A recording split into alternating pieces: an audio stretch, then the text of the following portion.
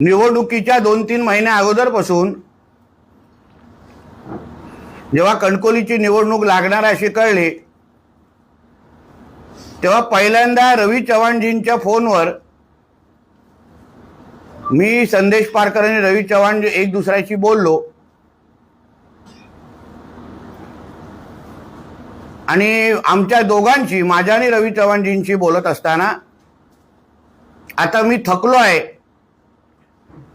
आणि तुम्ही मला भारतीय जनता पक्षामध्ये घ्या, उभाटाचं काय खरं नाही,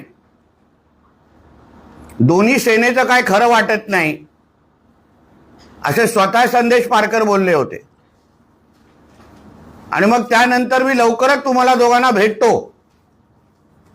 असं आम्हाला सांगितलं गेलं. आणि नंतर भेटल्यानंतर मला ते भेटायला आले मुंबईमध्ये आणि भेटल्यानंतर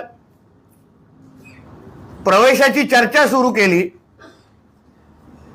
आणि त्या चर्चेमध्ये मला तुम्ही 30 कोटी द्या आणि नगराध्यक्षाचा पद किंवा निवडणूक लढवायला द्या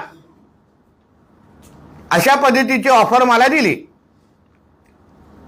मी त्यावर ऐकल्यानंतर मी 2 गोष्टी त्यांना सांगितल्या.